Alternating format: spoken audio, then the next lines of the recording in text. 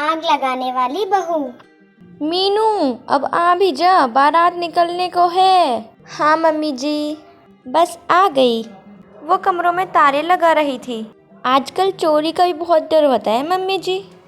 मेरी बहू बहुत समझदार है। रिंकू और सिमरन के आने के बाद मैं पूरी तरह से जिम्मेदारियों से मुक्त होकर आराम करूंगी।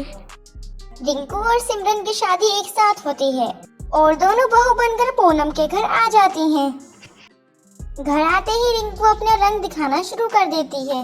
रिंकू अपनी देवरानी सिमरन से कहती है, पता है सिमरन, मैंने मीनू भाभी को ये कहते सुना कि सिमरन अपने घर से कुछ लेकर ही नहीं आई। एक भी कपड़े तुम्हारे मायके वालों ने अच्छे नहीं दिए हैं।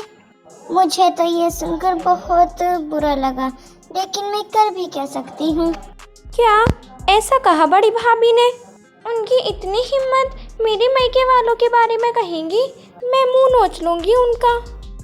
सिमरन कमर कसकर मीनू के पास लड़ने के लिए चली जाती है और रिंकू दोनों की लड़ाई के मजे लेती है। भाभी, मैंने आपको अपनी बड़ी बहन समझा और आप मेरे मायके वालों के बारे में इतना बुरा भला कह रही हो। ये जितना आपका घर है ना, उतना मेरा भी घर है। आपको इस सब से कोई मतलब नहीं होना चाहिए कि मैं क्या लाई क्या नहीं लाई। अरे लेकिन मैंने तो कुछ कहा ही नहीं। ये सब तुम क्या बोले जा रही हो? मुझे तो कुछ समझ नहीं आ रहा है। हाँ, आपको कहाँ से कुछ समझ में आएगा। मीनू रोने लगती है और दूर खड़ी रिंकू मजे से लड़ाई के चस्के लेती रहती है। दिन बीतने लगते हैं। रोज किसी न किसी तरीके से रिंकू घर में लड़ाई लगवा देती।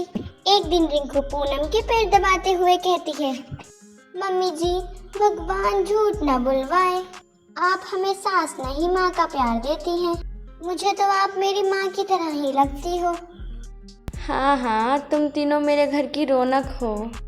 लेकिन पता नहीं मम्मी जी, सिमरन आपके बारे में आपकी माँ से कुछ कह रही थी कि आप हमसे बहुत काम करवाती हो और उसे तो दहेज के लिए भी सुनाती रहती हैं और सबसे उसकी बुराइयां करती हैं। क्या आए हुए उसे 2 दिन नहीं हुए और वो मेरी बुराई इधर उधर कर रही है?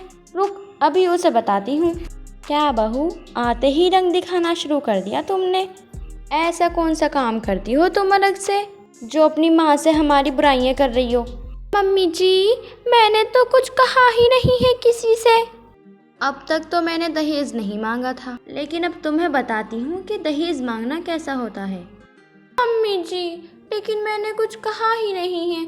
आप बिना मतलब के मेरे ऊपर आरोप लगा रही हो, दहेज मांगने की धमकी दे रही हो।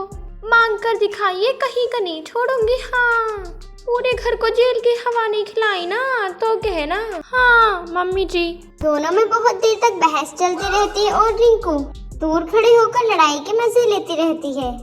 अरे आप दोनों शांत हो जाओ, मम्मी जी आपकी तबीयत खराब हो जाएगी, आप आराम कीजिए, छोड़िए ये सब।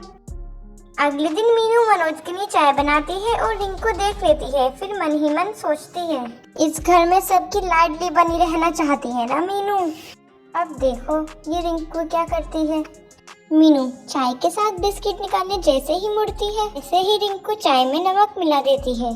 मीनू वही चाय ले जाकर मनोज को दे देती है। चाय का एक घूंट पीते ही मनोज चाय को जमीन पर फेंक देता है और चिल्लाकर कहता है, चाय नहीं देनी थी तो कह देती, ढंग का एक खाना नहीं बना सकती। पता नहीं दिन भर क्या करती रहती हो, ध्यान कहाँ रहता है तुम्हारा। डरते हुए मीनू कहती है, पता नहीं पापा जी, मैंने तो चाय ठीक बनाई थी। तभी तो चाय में 4 किलो नमक डाल दिया तुमने। मनोज घर से चला जाता है और मीनू रोने लगती है। पता नहीं हमारे घर को किसकी नजर लग गई। ये देखकर रिंकू मुस्कुरा देती है। बहुत लड़ाइयाँ देख ली, अब घुमा फिरा जाए। वैसे भी मम्मी से मिले हुए बहुत दिन हो गए हैं। रिंकू कुछ दिनों के लिए अपने मायके चली जाती है। रिंकू के मायके जाते ही उसकी ससुराल में पहले की तरह शांति हो जाती है। सब कुछ सही से चलने लगता है। बहुत दिनों के बाद घर में शांति लग रही है। बस इसी तरह से मेरा घर बना रहे। सब कुछ सही चल रहा होता है और महीने भर बाद रिंकू अपनी ससुराल वापस आ जाती है और वापस आग लगाना शुरू कर देती है। आने के साथ ही वो मनोज और पूनम में लड़ाई लगवा देती है। जब देखो बैठे ही रहते हो और कहीं काम नहीं है आपको। कितनी देर से कुछ बोल रही हूँ, सुनाई दे रहा है आपको कुछ या नहीं? अरे भाई, मुझे तुम्हारी आवाज ही नहीं आई। मैं तो अभी छत से उतर रहा हूँ। तुम्हें तो बस मौका चाहिए मुझे सुनाने का। बुढ़ापे में सटिया गई हो तुम। दूर खड़ी रिंकू वही अपनी आदत से मजबूर हंस रही थी। बहुत दिनों के बाद लड़ाई की आवाज सुनाई दी है, मजा ही आ गया। अरे मुझे क्या पता था, मुझे तो रिंकू ने कहा था तुम कमरे में बैठे हो। ये सुनकर रिंकू बीच में ही बात को काट देती है। मम्मी जी, पापा जी, आप दोनों ये सब छोड़िए ना। क्या आप दोनों भी बच्चे बने बैठे? मम्मी जी देखिए, मैं आपके लिए क्या लेकर आई हूँ। रिंकू अपने फंसने के डर से बात घुमा देती है। दिन बीतने लगते हैं और वापस घर में रोज लड़ाई होने लगती है। फिर एक दिन मीनू सोचती है, पहले जब मैं और मम्मी जी थे तब तो लड़ाई नहीं होती थी। फिर जब मैं, मम्मी जी और सिमरन थे तब भी लड़ाई नहीं होती थी। कहीं ये रिंकू ही तो आग नहीं लगा रही। उस दिन भी रिंकू ने ही मम्मी जी से पीपर वाली बात कही थी। मीनू अब रिंकू पर नजर गड़ाए रखती, उसकी एक एक हरकत को नोटिस करती रहती है। एक रोज जब रिंकू अपनी माँ वसुंधरा से बात कर रही थी तो मीनू उनकी सारी बातें सुन लेती है। बेटा, इसी तरह घर में लड़ाइयाँ करवाती रहे, एक दिन घर में फूट पड़ ही जाएगी, सब अलग हो जाएंगे।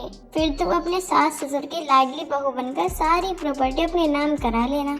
हाँ मम्मी जी, वैसे भी मेरी सास मुझे बहुत मानती है। मेरा शक सही था। ये सब रिंकू और उसकी माँ कर रहे हैं। अच्छा हुआ मैंने रिकॉर्डिंग कर ली। अगले दिन जब नाश्ते की टेबल पर पूनम और सिमरन की लड़ाई होने लगती है तब मीनू रिकॉर्डिंग प्ले कर देती है। रिकॉर्डिंग सुनते ही सबके होश उड़ जाते हैं। पूनम रिंकू को तमाचा लगाती है, मेरे अच्छे खासे घर को तुमने बर्बाद कर दिया। अब तुम अपनी माँ के घर में ही रहना और वहीं आग लगाना।